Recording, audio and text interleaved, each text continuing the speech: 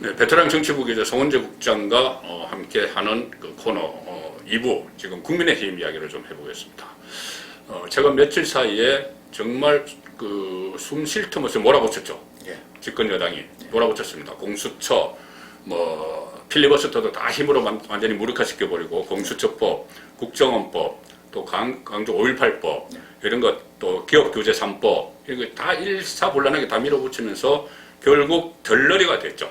국민의힘은 덜러리가 됐고 장식품이라는 이야기까지 나왔고 이렇게 되니 이거 차라리 국민의힘 해체해야 되는 거 아니냐, 의원직 총사퇴해야 되는 거 아니냐 이런 이야기가 나오기 시작했습니다. 저희들이 지난주에 오늘은 그 이야기를 좀 말씀드린다고 약속을 드렸기 때문에 이건 조금 해야 되는데, 마침 이 상황에서 문재인 대통령이 제가 어젯밤에 저녁에 제가를 하고 하니 국민의힘 김태흠 의원이 오늘 방송에 출연해서 총사퇴해야 된다. 국회의원, 국민의힘 국회의원 총사퇴해야 된다. 사직생의 각오를 임할 때다. 또 법치 수호를 위해서 모든 수단을 강구를 해야 된다. 총사퇴해야 된다. 이런 이야기가 지금 나오기 시작했습니다. 나오기 시작했는데 얼마 전에 조수진 의원 같은 경우는 누구 좋으라고 총사퇴하냐 이런 이야기를 했어요.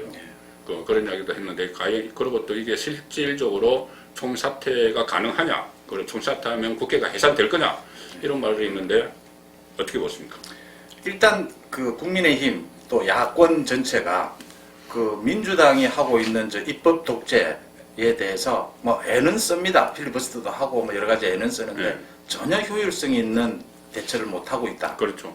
나오는 효과가 없다. 네. 그다음 윤석열이 지금 문재인 정부와 홀로 단신으로 맞서고 있지 않습니까? 네. 저 단신으로 맞서고 있는 윤석열에 대해서 야당의 태도가 지원하거나 이게 아니고 어정쩡한 태도였다. 지금까지는. 네, 그렇죠. 예. 그런 태도에 대해서 많은 국민들이 좀 실망을 느끼는 거죠. 저래가지고 어떻게 신뢰를 줄 수 있겠느냐, 야당에. 거기에서 이제 가장 강력한 방법인 총사퇴라도 해야 되지 않느냐.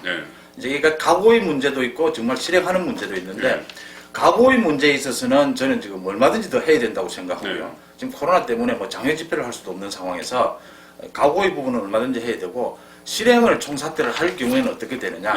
지금 현행 법에는 200인 이상으로 한다라고 되어 있기 때문에 국회를 구성하고 그렇게 되어 있기 때문에 이게 아마 103명이 빠지면 빠져도 보궐선거로 다시 채우는 방식으로 갈 겁니다. 그렇게 되면 지금 민주당이 하는 행태로 봐서는 이 국회에서 의결해서 사퇴를 다 받을 일도 생길 수가 있다. 그러면 정말 걱정해야 될 게 개헌선이 무너질 수도 있다는 생각을 해야 되기 때문에 지금이라도 총사퇴까지 결의 정도까지는 해놓고 이제 좀 각오를 다지는 차원에서 또 그 카드를 직접 쓸 건지는 또 차후에 언론하는 이런 방법도 있을 수 있다 이렇게 봅니다.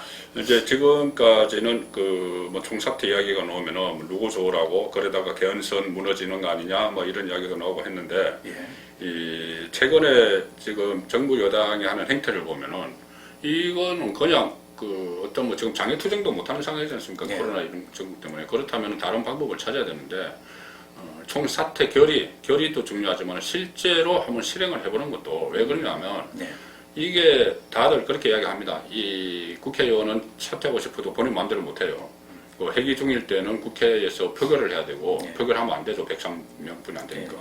그 다음에 비회기 중일 때는 국회의장이 승인을 해야 되는데 그렇게 되면은 사실상 사퇴할 수 있는 방법이 없다. 그러니까 개인이 사퇴한다는 것은 어떤 정치적 구호 아니냐 이렇게 이야기하는데, 자 그렇다면은 방법은 있죠. 아니 정말 우리 진짜 사퇴 이런 국회에 우리가 필요가 없다 하면서 사퇴하는 건 일단 세비 같은 거 수령 안 하면 돼요.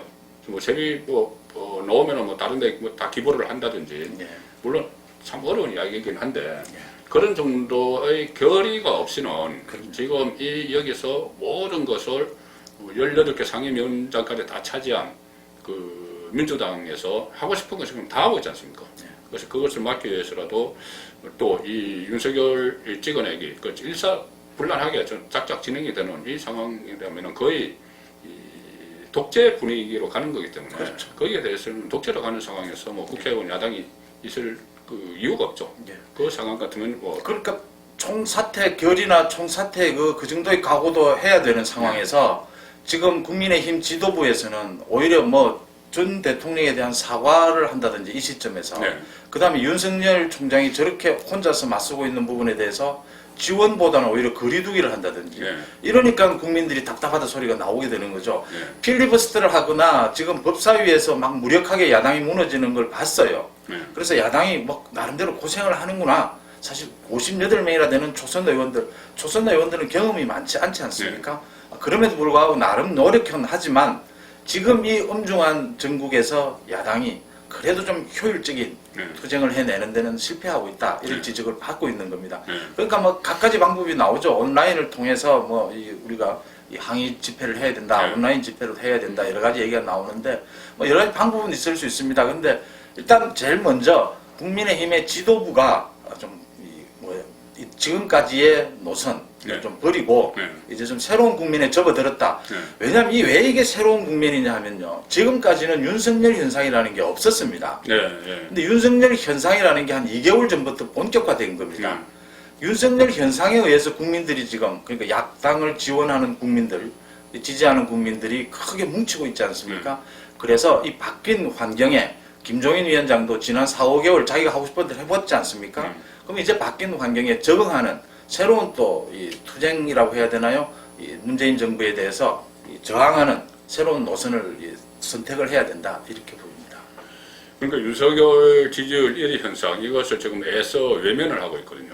애써 외면을 하고 있고 또 특히나 이원질 총사태가 어쨌든 이원질 총사태가 현실적으로 좀 어려움이 있는 부분이고 그것이 정치고 그 캐치프레이즈에 거칠 수가 있다고 뭐 그렇게 한다면 그렇게 이야기들 한다면은 현실적으로 가능한 게 있죠. 국민의힘 해체해서 해치고요. 지금 국민의힘 일단 김종인 그 비대위원장 이 와중에 MB 박근혜 가오를 뭐 사과한다 그렇게 하면서 사과를 했는데 대국민 사과. 그것 때문에 지금 국민의힘이 오히려 막 분열이 되고 있죠. 탄핵에 강을 건너겠다고 하는데 어떻게 탄핵에 늪에 빠져버리는 그 찬반 논란 때문에 그런 상황이 벌어지는데 그 사과는 어떻게 보셨습니까? 저는 저번 시간에도 이게 말씀을 드렸지만 사과의 내용과 사과의 시기를 결정하는 것이 가장 중요한데 지금 이 시기는 아니라는 것과 그다음 내용도 그 이명박 박근혜 대통령에 대한 그 내용을 어떻게 볼 거냐라는 건 굉장히 논란거리지 않습니까? 그 논란에다가 내재적 논란요. 그 안에도 있고 그다음 문재인 정부와 그럼 지난 정부를 비교해야 되는 부분도 생기는 겁니다. 문재인 정부의 지금 국정농단은 지금 겪고 있어요. 이런 상황에서 그 내용을 어떻게 해야 될 것이냐. 제일 더 중요한 건 저는 시기가 이 지점은 아니다라는 거죠. 여기는 지금 야당이 이렇게 분열할 내용이 아니다라는 것에서 제가 보기에는 김종인 위원장이 자기가 지금까지 해왔던 그 노선을 지켜가겠다라는 의지로 굳이 이 시기를 택했다 이렇게 보이는데 저는 그걸 바꿔야 하지 않느냐. 한마디만 더 말씀을 드리면 김종인 위원장이 사실은 박근혜 대통령도 도왔고 문재인 대통령도 도왔죠. 한 번은 문재인 대통령 때는 총선을 지휘를 했고요. 그렇죠. 그것과 지금이 다른 건 그때는 대주주인 박근혜, 문재인이 있었습니다. 근데 지금은 이 김종인을 받쳐줄 대주주는 없습니다. 이런 상황에서 5, 6개월 해본 그 노선이 잘못됐다면 이제는 바꿔야 한다. 환경도 바뀌었고 이런 부분을 말씀을 드립니다. 그렇죠. 그리고 또 이제 내용 시기도 안 맞지 않고 뭐 한데 자 10분 양보해서 자 그렇다면 김종인이 사과를 해서 김종인이 이야기하는 대로 정말 중도층을 흡수를 할 수 있고 우리가 외연을 확정을 할 수 있느냐. 자 그것을 따져봐야 됩니다. 그것을 따져보는 당장 그 내년 뭐 보궐선거 때도 확인이 되겠지만은 지금 당장 이 사과를 한 이 직후에 여론이 어떻게 움직이는지 그걸 보면 알 수 있겠죠. 그렇죠. 정말 그것이 받아들이는지. 그런데 오늘 리얼미터 조사 발표가 나왔죠. 14일, 15일, 16일 조사니 그 안에 김종인 사과한 게 포함이 됩니다. 그 날짜에. 그런데 이 정당 지지율에서 0.4% 포인트가 오히려 빠졌어요. 지난주보다. 국민의힘 정당 지지율이 31.2% 나왔습니다. 그리고 특히나 오늘 그 문재인에 대한 부정평가가 60% 역대 최고를 기록했는데 그 최고를 기록한 것을 분석을 해보면 부동층, 중도층이 이탈을 한 거예요. 문재인의 실망에서 이탈을 했는데 그것을 국민의힘이 흡수를 못한 상황이죠. 이렇게 만약에 김종인의 논리대로 이렇게 막 사과를 하고 하면은 중도층이 아 그래 너희들 변했구나 하면서 지지를 보내야 되는데 오히려 지지가 아주 약한 숫자나만 빠졌고 그것도 지금 문재인의 부정평가가 60% 되는 상황에서 그것을 흡수를 하지 못한 그 상황이에요. 그리고 아마 내일 지금 리얼미터 조사는 이 ARS 조사죠. 그래서 이 국민의힘 지지율이 뭐 31% 나오는데 그 대면 조사를 하는 갤럽, 전화 면접 조사는 갤럽 같은 경우는 지지율이 이보다 훨씬 못합니다. 20% 안팎이에요. 그렇죠. 내일 이것도 갤럽 조사에서 과연 중도층을 1%라도 끌어당겼는지 그거를 저는 내일 볼 참입니다. 저는 이번 여론조사에서 또 주목해서 본 게 우리 지금 전국에서 스윙보트가 가장 많다고 하는 서울과 부산에서 지지율이 많이 빠졌어요. 네. 특히 부산에서는 무려 아주 많이 빠져 10%포인트 넘게 빠지고 상황이 발생을 했어요. 이 내용을 보면 부산은 제가 전에도 말씀드렸다시피 어느 한쪽이 조금이라도 잘한다라고 하면 지금 움직이는 층이 굉장히 많습니다. 네. 물론 지금 야당 쪽이 20몇 %를 앞서고 있어요. 앞서고 있는 데서 빠졌다라고 하는 부분인데 그래도 조그만한 야당의 잘못에도 민감하게 반응하는 게 지금의 부산의 정수고 지금 서울도 거의 비슷하게 움직이고 있습니다. 그것을 보면서 내용은 자체하고 김종인 위원장이 이번 이 시기를 굳이 택한 건 한번 연기를 하면서까지 굳이 이걸 택한 건 글쎄요. 그것은 동의하기 힘들다 이렇게 보입니다. 어쨌든 지금 이 상황에서는 또 뭐 당이 해체를 하면 어떡하느냐 그렇게 이야기하는 사람들도 있어요. 현실적으로. 그러면 좋습니다. 그 내년 보궐선거 특히 부산은 뭐 그 민심이 그러니까 그것도 서울이 그 승부처인데 서울에서 마저 보궐선거에서 졌을 경우 이 상황에서 졌을 경우 그때는 뭐 김종인은 당연히 뭐 다시 돌아가겠지만 민주당은 뭐 다시 돌아갈지도 모르겠고 돌아가겠지만 이 국민의힘은 어떻게 하나 해체를 해야 되지 않을까요? 그때 뭐 완전히 해체 뭐 그때는 지면은 서울시장 지면은 아니 저는 그 전에 국민의힘이 지금 김종인 위원장은 지금까지는 국민의힘을 중심으로 야권 연대를 주장을 해왔습니다. 근데 그걸 고집하면 국민의힘 안으로 다 들어오라는 이야기였죠. 그걸 주장을 하면 안 된다라는 게 벌써 2개월 전부터 나오기 시작한 윤석열 현상입니다. 지금 전국은 문재인과 윤석열의 대립구도입니다. 이 구도를 무시하고서는 아무것도 해결이 되지 않고 보궐선거도 치러지지 않습니다. 이거 뭐 부산은 제외하고 서울은 제가 보기에는 이길 방법이 없어요.